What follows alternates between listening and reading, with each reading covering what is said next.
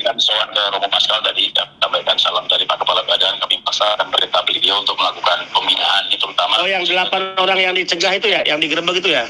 Ya, betul Pak. Itu mau diperdagangkan ke Abu Dhabi ya? Abu Dhabi. Jadi nah, mereka sekarang ditampung di mana? Ditampung di mana? Di shelter kita atau di shelter Pak Romo? Sebagian di shelter kita kemarin. Satunya lagi ini kebetulan kan si keberangkatnya sedang ditangani oleh pihak Polres Barelang, Pak. Polres. Dan kemarin sudah diminta untuk segera dikeluarkan red notice.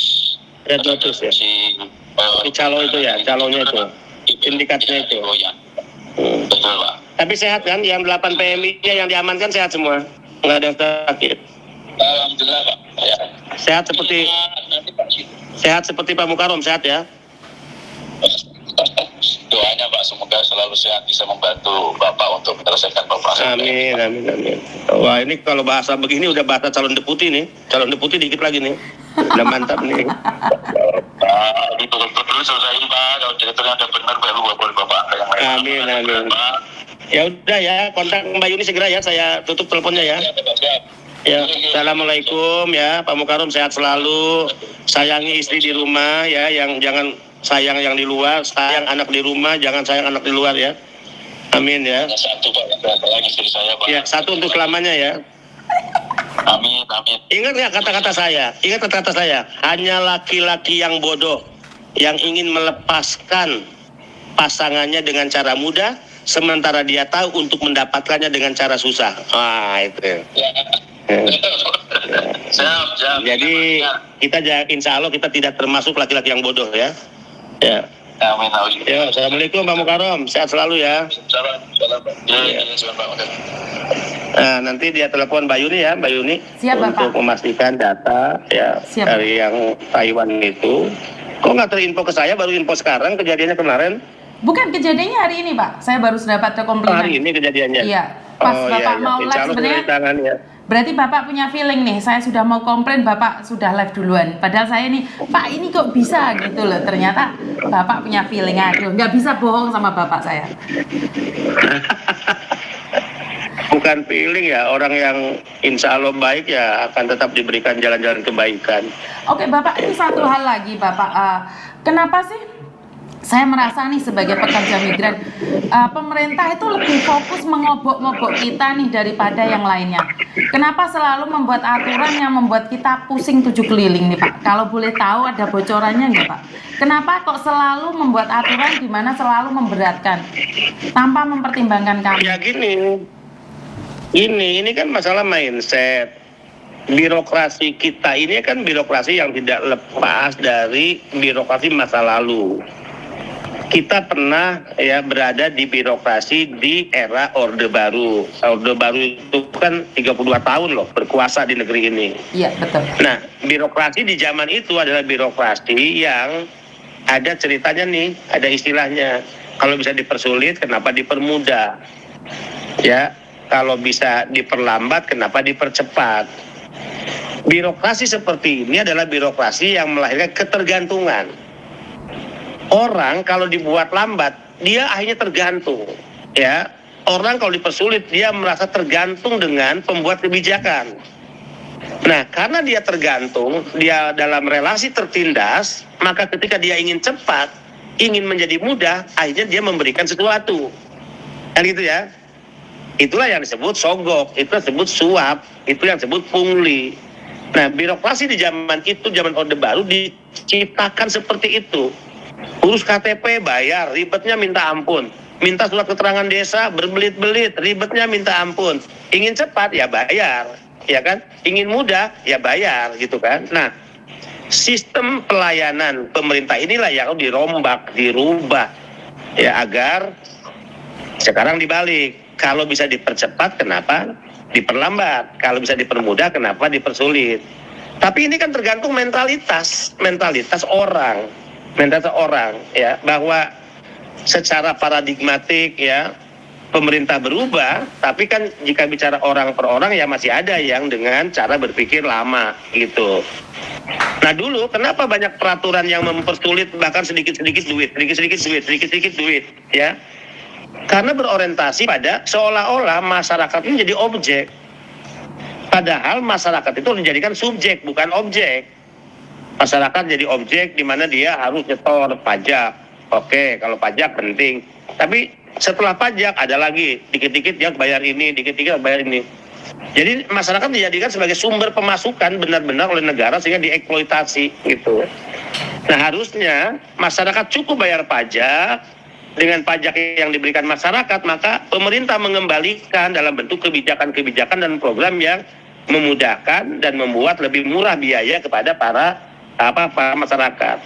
Contohnya gini lah, PMI ini kan nyumbang 159,6 triliun. Ya. Ya karena sumbangan PMI itu pajak dalam bentuk devisa itu besar, ya udah pemerintah harus mengeluarkan kebijakan yang menguntungkan PMI dong. Kalau perlu ada kebijakan yang PMI tidak harus bayar dong. Nah tadi relaksasi pajak 100, negara mengembalikan lagi sebetulnya sumbangan PMI dalam bentuk devisa dibalikin lagi dengan cara mempermudah. Suatu saat mungkin nanti akan dibebaskan sama sekali kan gitulah ya. Nah kita berjuanglah ke arah sana. Itu Mbak Yuni. Iya, dan ini masyarakat kita kan jaketnya bagus, jaket apa ya? Jaket apa itu? Di Hong Kong ya? Di Korea, di Hong Kong ada jualan itu jaket itu. Tidak dijual belikan ini Pak. Tidak dijual belikan ini Pak. Oke, jadi tadi kami kasih juga jaket itu kepada Faisal kasih juga. Oke. Nanti siapapun yang selama ini bekerja sama dengan BP2MI kita kasih jaket itu sebagai simbol ya bahwa kita punya frekuensi yang sama gitu dalam bagaimana ingin mensejahterakan PMI, membela PMI, melindungi PMI. Frekuensinya sama. Dan saya sangat setuju sekali dengan yang Bapak katakan tentang mindset ya sekali lagi. Dan yang sekarang ini yang lebih aneh lagi adalah Bapak, kita sesama pekerja migran itu tidak bisa bergabung. Nah ini saya nggak tahu nih, giliran ada yang berorientasi untuk merubah paradigma di luar sana, ada beberapa pekerja migran sendiri yang malah menjatuhkan sesama temannya. Ini yang saya merasa sangat aneh sekali ya. Jadi saat kita meneriakan undang-undang, yuk kita samakan suara, tapi ada beberapa itu malah menentang seolah-olah kenapa sih diubah-ubah? Ya udah nggak apa-apa, bisa dijalani. Kayak kemarin nih berbicara tentang bea cukai yang US dollar dan Hong Kong dollar, kan saya ingin meluruskan nih. Saya cuma ingin bilang kalau memang pemerintah tidak tahu kan kita kasih tahu nih apa salahnya. Tapi kalau memang kami yang salah jelaskan pada kami. Jadi kami lebih mengatakan tidak gitu loh. Tapi kenapa digoreng seperti itu seolah-olah Yuni kirim sempak tiap saat ke Banyuwangi. Lah suami saya di sini, anak saya di sini. Jadi informasinya pun nggak tepat gitu loh Pak. Jadi saya kurang tahu nih seperti apa ke depannya Indonesia kalau selalu menggoreng sesuatu yang viral tapi tidak secara benar. Ya gini, kan PMI itu salah jika orang menganggap PMI itu seolah-olah mereka yang selalu dinilai nih, berpendidikan rendah, pengetahuannya terbatas. Saya paling marah jika ada orang menganggap PMI begitu. Saya katakan tidak, pergaulan mereka itu sudah semakin luas, dibantu dengan handphone secara teknologi yang mereka bisa mendapatkan berbagai informasi yang cukup ya tentang perkembangan dunia, perkembangan tanah air gitu. Dan satu sama lain di antara mereka itu bisa mendiskusikan isu-isu yang terkait nasib mereka. Disitulah mereka hanya mendapatkan banyak informasi kan gitu ya. Jadi kalau ada orang per orang yang selalu mengatakan NGO lah, LSM lah, seolah-olah dia empati, peduli lah kepada PMI ya, tapi pada faktanya sikap-sikapnya justru tidak menguntungkan PMI pasti udah bisa menilai orang ini ya mewakili kepentingan siapa. Jangan-jangan mewakili kepentingan perusahaan, jangan-jangan mewakili kepentingan institusi ya negara tertentu atau pejabat ya di kelembagaan pemerintah tertentu. Nah, mereka tidak sadar jika mereka tidak konsisten berdiri dua kaki itu begini, seolah-olah dia tampil ke permukaan dengan citranya dia peduli pada PMI, tapi di sisi lain dia mengambil keuntungan ya dari sikap-sikapnya itu yang sesungguhnya juga merugikan PMI. Saya yakin orang-orang seperti itu tidak akan lama umurnya dan dia akan ditinggalkan para penggemarnya. dia akan ditinggalkan para followernya, ya, dia akan ditinggalkan dan bahkan akan dimusuhi oleh para pekerja migran. Saya sangat berkeyakinan ya, hukum alam itu, karma itu akan terjadi, hanya masalah waktu. Oke, nah karena saya sendiri tuh malah nggak tahu, kalau cuman saya merasakan bahwa teman-teman itu sering mengatakan sama saya, Miss Juni, ini sebenarnya tujuannya kemana? Kalau saya pribadi, sejujur nih Pak ya, saya 3 minggu belakangan ini dikritik totalitas, di mana ada yang bilang kenapa pemerintah harus dibantu? Pemerintah kan sudah punya apa sih namanya itu, sudah punya short apa sih namanya, apa sih, pemberdayaan masing-masing. Kenapa saya membantu memviralkan juga? Dan inilah salahnya mereka menganggap bahwa kan sekali lagi tangan pemerintah tidak bisa menyangkup kemana-mana nih. Kalau saya pribadi tuh tulus aja nih bantu. Seperti semua orang sekarang nih followernya Pak Benny, mereka selalu komplain nih sama saya, yang disayang-sayang, yang ditimang-timang Korea. Tapi lihat penontonnya ini hampir 90% tuh Hong Kong. Ya ini saya nggak tahu ya, apakah Bapak merasakan itu? Saya harus jawab ya, saya harus jawab tuh. Memang ada juga pandangan yang seolah-olah saya mengistimewakan Korea. Ini perlu clear ya. Begini, saya tidak pernah ya memiliki tugas atau menjalankan tugas yang oleh undang-undang itu nggak pernah menyebut loh bahwa yang dilindungi itu hanya Korea. Semua kan itu harus menjadi negara. Kalau halnya penempatan pekerja, diaturlah ada skema G2G. Nah, kalau Korea itu kan G2G, Mbak Yuni. Dari A sampai Z prosesnya ditangani oleh BP2MI. Nah, kalau P2P, private to private, yang Hong Kong itu private to private, Taiwan itu private to private, itu ditangani oleh perusahaan, ya, perusahaan. Contohnya alurnya beginilah, agensi di negara Hong Kong, ya, dia melakukan pembicaraan dengan perwakilan kita di Hong Kong, ya, itu kan Pak ya. Di sana ada job order misalnya, sekian, misalnya ada job order tahun ini di Hong Kong 1000 gitu ya. Dibicarakanlah itu dengan perwakilan Republik Indonesia. Kalau di Hong Kong KJRI, ini contoh ya. Itu BP2MI nggak masuk di situ nih, contoh nih. Nah, BP2MI masuk. Nah, nanti setelah clear tentang job order berapa, itu akan dibicarakan dengan agensi yang ada di Indonesia atau P3MI. Maka diikatlah perjanjian agensi Hong Kong dengan perusahaan di Indonesia, ya. Perjanjian kerjasama penempatan namanya PKP. Nah, ketika perjanjian itu sudah ditandatangani, job ordernya sudah diketahui, misalnya perusahaan A di Indonesia, dia punya jatah ya, atau jatah 100. Maka 100 PMI itu ya, sebelum dia rekrut si perusahaan ini di Indonesia, dia harus mendapatkan surat izin perekrutan. Yang surat itu disebut SIP. Ya. SIP ini dimasukkanlah ke dalam Siskop P2MI. Nah, peran BP2MI baru muncul tuh. Dimasukkanlah surat izin perekrutan ke sistem BP2MI. Oke, perekrutan terjadi dan sebagainya. Nama-nama orang-orang yang direkrut calon pekerja nih oleh perusahaan tadi, 100 orang tadi, dimasukkan lagi dalam Sisko kita. Ya, Sisko kita. Kemudian tahapan berikutnya kan pelatihan sudah selesai, bukan oleh BP2MI ya pelatihannya.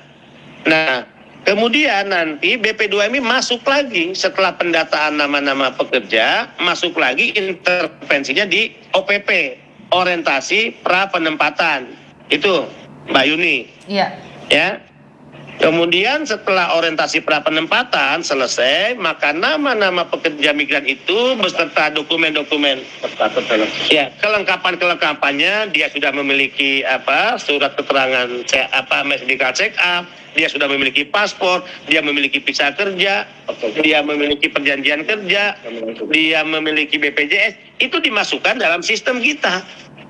Dan yang memberangkatkan siapa? Perusahaan itu yang memberangkatkannya. Kalau BP2MI sejak A sampai Z, dimulai dari A sampai Z, itu ditangani oleh BP2MI. Sehingga pelepasannya pun dilakukan oleh BP2MI. Oke, jadi jangan ada tanggapan, Loh Pak Benny, kenapa sih si Korea sampai dimanjakan begitu, Jepang ataupun misalnya Jerman? Ya karena karena penempatannya G2G. Oke. Saya juga mengusulkan kepada Naker, karena kewenangan tadi P2P lebih pada Naker ya. Saya mengusulkan kepada teman-teman Naker, termasuk pada Ibu Menteri, Bu, pola yang digunakan oleh BP2MI dalam hal pelepasan itu kan, cobalah sampaikan kepada perusahaan-perusahaan agar mereka mengikuti pola BP2MI. Misalnya saat OPP pakai seragam. Nah sekarang udah pakai seragam nih, saya dengar OPP itu mereka. Dulu kan belang-belang aja tuh, nggak tahu di zaman Mbak Yuni dulu melihat PMI kalau berangkat OPP pakai apa? Baju belang-belang. Sekarang saya katakan dikasih rapi dong. Mereka ini kan orang-orang hebat, pakai seragam. Nah walaupun belum mengikuti ya, pakai dasi, pakai kemeja putih, hitam seperti G2G. Tapi minimal udah pakai seragam nih. Perusahaan ini kaosnya apa, perusahaan ini seragamnya apa. Nah, saya sampaikan ke Naker, kalau perlu pelepasannya juga saya katakan seperti pelepasan yang dilakukan oleh BP2MI kepada G2G. Misalnya pakai jaket gitu kan, yang hadir para pejabat karena pelepasannya dari daerah tuh, yang di Surabaya, yang misalnya di Semarang ya, dari Semarang kan bisa saya bilang ngundang gubernur, ngundang bupatinya, ngundang para anggota DPR-nya, ngundang tokoh-tokoh pentingnya. Nah artinya Mbak Yuni, BP2MI tidak memiliki kewenangan mengintervensi dalam penempat lebih jauh ya. Intervensi hal tadi pencatatan, mengeluarkan SIP, surat izin perekrutan, itu BP2MI. Melakukan OPP itu BP2MI. Hal-hal lainnya itu tidak menjadi tanggung jawab BP2MI. Tolong diingat. Oke, berarti perusahaan penempatan. Sebentar. Oke, berarti sebentar sedikit lagi. Sedikit lagi aja. Perusahaan penempatan atau P3MI itu izinnya dari siapa? Izinnya Naker, bukan BP2MI. Kemudian pengawasan. Ya, pengawasan misalnya si perusahaan ini benar atau enggak, melaksanakan tahapan secara benar atau enggak. Itu adalah kewenangan Naker, bukan BP2MI. BP2MI hanya bisa menyarankan hal-hal tadi agar mereka mengikuti pola penempatan G2G termasuk pelepasannya, agar lebih memberikan rasa hormat kepada PMI lah gitu. Oke, berarti Tapi kalau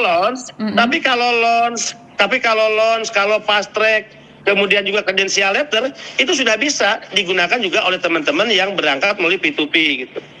Oke, berarti teman-teman selama ini selalu nih teman-teman komplain sama saya, kenapa Pak Benny selalu mengistimewakan? Nah, sudah dapat jawabannya ya, bukan Miss Yuni yang ngomong ya. Karena kemarin kalian komplainnya sama saya berani, ngomong sama Pak Benny kalian nggak ngomong. Jadi karena ada kecemburuan sosial pastinya, dan sekarang sudah dijelaskan bahwa bukan karena BP2MI ingin membela yang Korea atau membela yang tempat mana, karena persetujuan G2G dan P2P. Jadi teman-teman jangan salah paham lagi ya, ini yang pertama. Dan kita sebenarnya tetap harus melanjutkan tentang peran pemerintah, kalau bisa dipermudah jangan dipersulit, jangan kebalikannya, ya Bapak ya. Jadi sekarang itu yang kendala paling penting itu adalah data ganda Bapak. Seperti yang saya katakan sama Bapak, sampai hari ini pun belum ada kejelasan tentang data ganda Bapak. Padahal data ganda. Di kampung itu anak itu sudah mendapatkan surat bahwa yang namanya Yuni ini dulu aslinya Markona itu 1 orang, itu sudah ada dari kampung. Tapi tetap untuk melakukan verifikasi itu tidak bisa Bapak. Itu bagaimana? Kenapa sekarang kalau di Indonesia sudah menyiapkan fasilitas, kalau di Indonesia sudah ada pekerjaan, saya bisa katakan tidak ada orang ingin merantau ke Hong Kong. Karena itu kalau saya pribadi nih Pak, saya ngomong sama Naker. Kalau saya nih ketemu sama Naker, pasti saya cuma ngomong satu Pak, jangan terlalu sibuk untuk bagaimana mengirim pekerja migran ke luar negeri. Yuk sediakan pekerjaan yang ada di Indonesia seperti zaman dahulu itu ada tramigasi. Kenapa sekarang nggak ada? Kenapa sekarang semuanya ke luar negeri? Kenapa tidak menyediakan fasilitas lokal?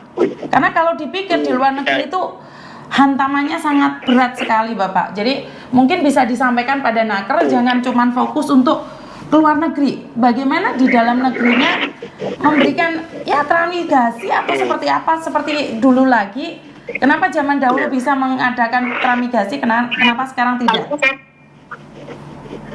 Ya, intinya mungkin saran Mbak Yuni adalah di satu sisi pemerintah tetap harus memfasilitasi ya mereka yang ingin bekerja ke luar negeri, tapi memikirkan juga membuka lapangan-lapangan pekerjaan dalam negeri gitu Mbak Yuni ya. Betul Bapak. Oke, udah benar itu Mbak Yuni ya.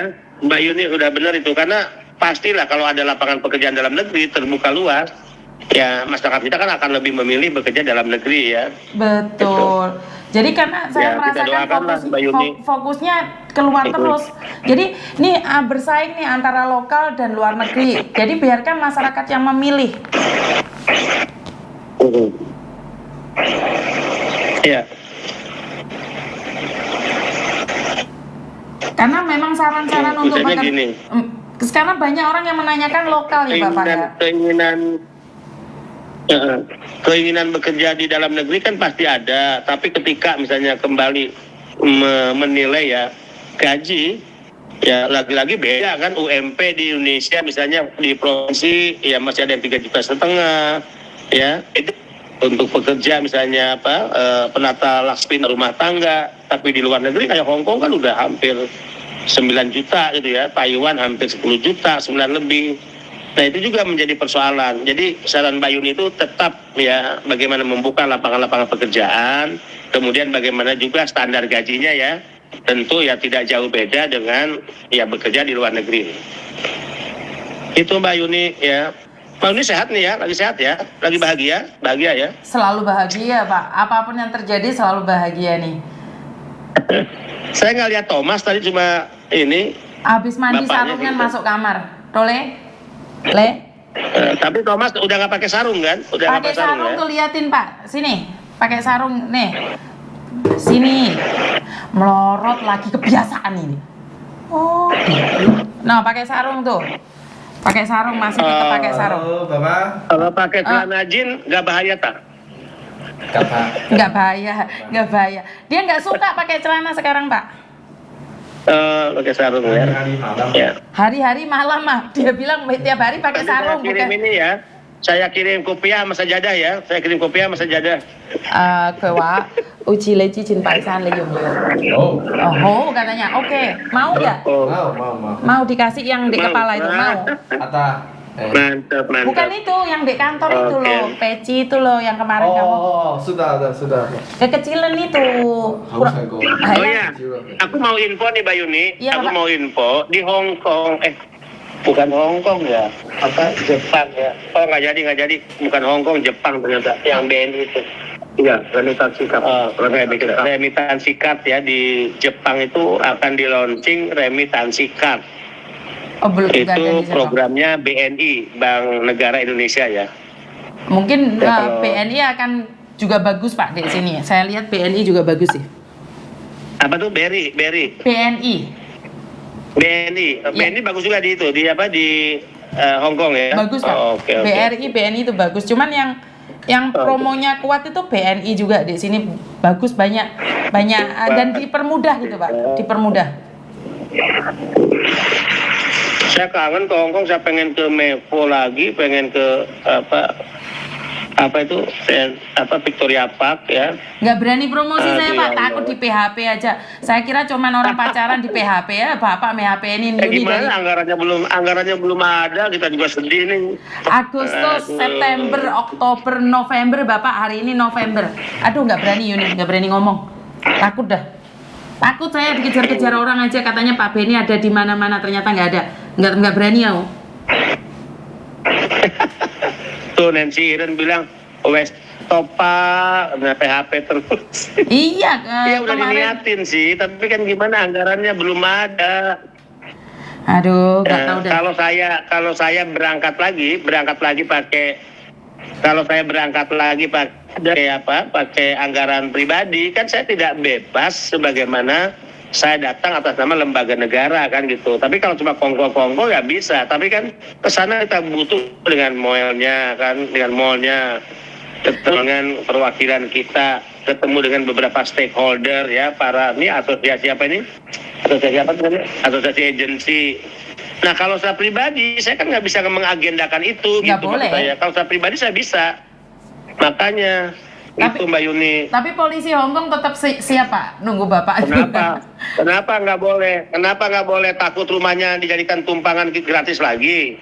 Bukan, kan polisi Hongkong nunggu Bapak. Kan mereka nanyain saya, mana ke katanya.